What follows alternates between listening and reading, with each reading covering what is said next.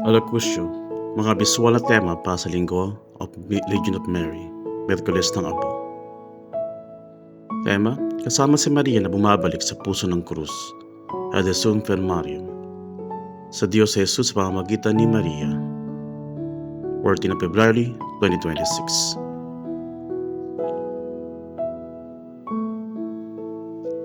Ang Bexilium ng Legion of Mary, Kabanata 27, Pahina 149.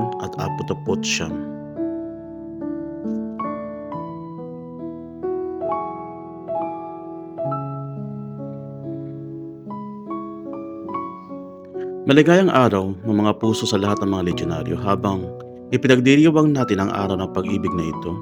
Maghanda rin tayo para sa darating na araw ng Abo. Pagkisimula sa Pebrero 18, iniimbitahan tayo ng Legion of Mary na lapitan ang araw na ito sa pamamagitan ng lente ng sakripisyo ng pag-ibig.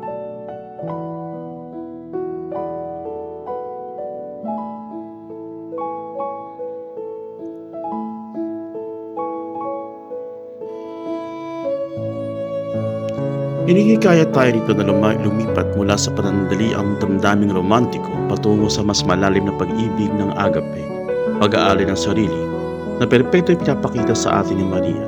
Tandaan, ang tunay na debosyon ay nagpapakita ng tunay na pag-ibig. Sa Legion, ang pag-ibig ay hindi lamang sa isang damdamin. Ito ay ganap na pagsuko ng sarili. Nagbibigay ang araw ng puso ng isang kahangahangang pagkakataon upang muling i-renew siliwain ang ating pagpapahayag ng paglilingkod. Sa reyna ng mga puso, muling pinagtitibay ang ating pangako sa ganitong walang pag-iimbot na pag-ibig. Sa pagsisimula natin ng banal na paglalakbay ng Kwaresma, lumapit tayo sa Panginoon na may mapagkumbabang at nagisising puso. Ang Miyerkules ng Abo ay nagsisilbing mahalagang paalala para sa atin na talikuran ang kasalanan at yakapin ng Ebanghelyo. Pagbibigay ng kawang-gawa, magsikap tayo magbigay sa mga nangangailangan ng hindi naghahangad ng pagkikilala. Huwag hayaang malaman ng kaliwang kamay mo ang ginagawa ng kanang kamay mo. Panalangin. Papalalim natin ang ating buhay panalangin sa pamamagitan ng paghahanap ng pribadong ugnayan sa Diyos. Pumasok ka sa iyong silid na sa loob sa halip na humangad na pambuhulikong pagkilala. Pag-aayuno. Lumapit tayo sa pag-aayuno ng may kagalakan sa ating puso. Iwasan ang malungkot na anyo ng naghahangad, ipakita ang kabanalan. Motibasyon sa buong panahon ng Kwaresma, sikapin natin ang paggawa ng mga matuwid na gawain para sa Diyos na nakikita sa lihim at nagbibigay ng gantimpala sa atin. Sa halip na humingi ng papuri mula sa iba, sa pagtutok sa mga ganitong gawain, mapapalalim natin ang ating pananampalataya at mapapalakas ang ating relasyon sa Diyos. Malalim na hinuhubog ng Ama ng simbahan ng teolohikal na pundasyon para sa Miyerkules ng Abo sa pamamagitan ng kanilang mga turo tungkol sa Abo, kasuotan sa sako at ang banal na paglalakbay ng 40 araw na pagsisisi. Ang simbolismo ng abo at alikabok, itinuturing nila ang abo bilang makapangyarihang simbolo ng kababaang loob at tunay na kalagayan ng tao.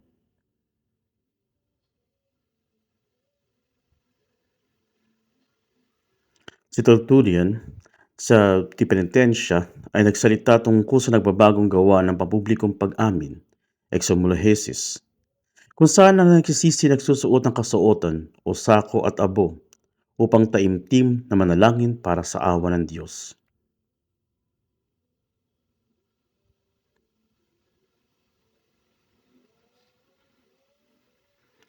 Gayong din si San Agustin, ay maganda ang paalala sa atin tungkol sa ating kamatayan na nagkasabing ang bawat tao ay isang takot ng alikabok ngunit ikaw ay nakakadugtong sa Diyos. Ikaw ay isang dakilang bagay.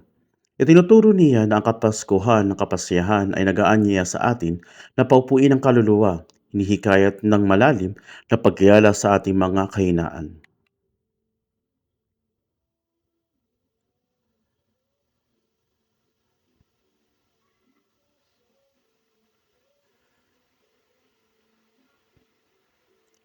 Ang Miyerkules ng Abo ay nagmamarka ng simula ng Kwaresma, isang malalim na 40 araw na paglalakbay ng pag-aayuno at panalangin. Ang araw na ito ay nag-aanyaya sa atin na magnilay sa mga aral ng Ebanghelyo sa Mateo. At hinihikayat na tayo isalang-alang ang kadunungan ng banal na kasulatan, ang mga pananaw ng mga santo, at ang gabay ng mga modernong pinunos ng espiritual.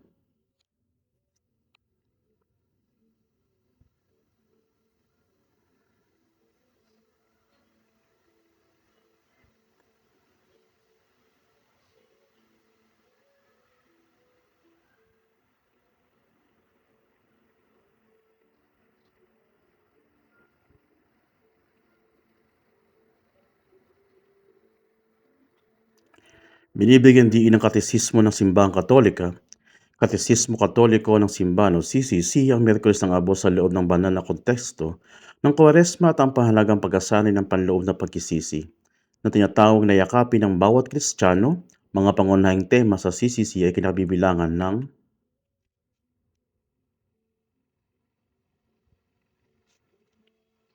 panahon ng Kwaresma, panloob na pagkisisi, ang tatlong haligi, pag-aayuno, panalangin, pagibigay sa mga mahihirap, mga araw ng pagkisisi, pagkamatay at ng mga kasalanan.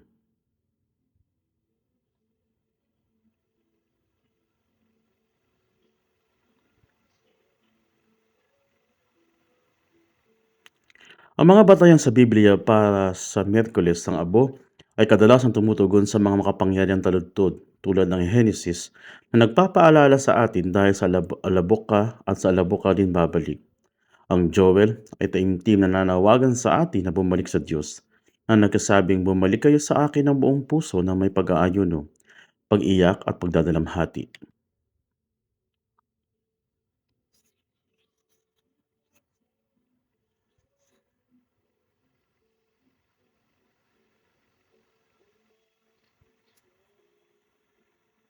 Pasain ninyo ang puso't hindi ang inyong kasuotan.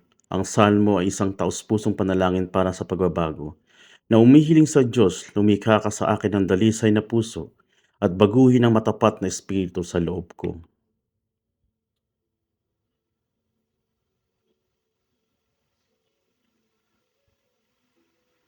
Ang iba pang nakaka-inspire na makasulatan ay kasama ang dalawang Corinthian o Korinto na nagkasabi, ipinapakiusap namin sa inyo sa ngalan ni Kristo.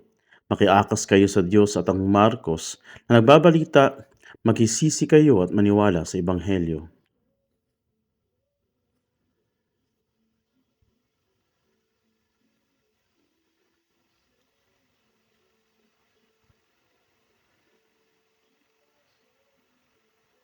Sa huli, kamusta muli aking mga kapwa lehionaryo habang papalapit ang Ash Wednesday o Miyerkules ng Abo?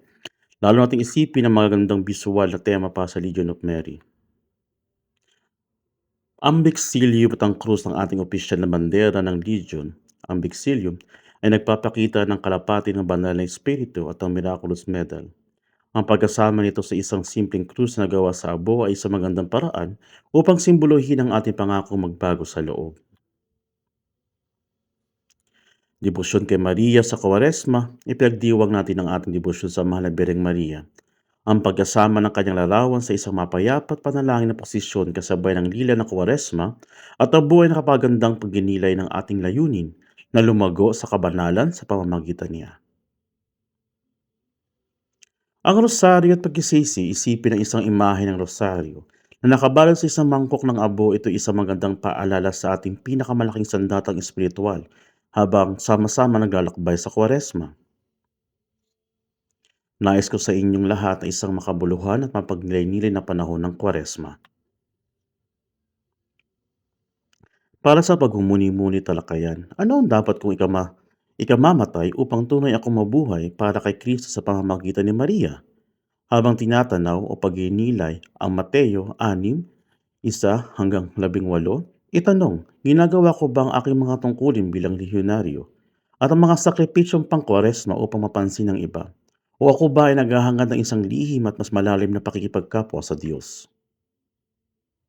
Ikalawa, kapag tinitignan natin ang Bixilium ngayon, paano tayo pinalalahanan ng mga abo sa ating noo na ang banal na espiritu, ang kalapate. Banal na Espiritu Santo lamang ang makapagbibigay sa buhay sa malikabok ng mga pagsisikap.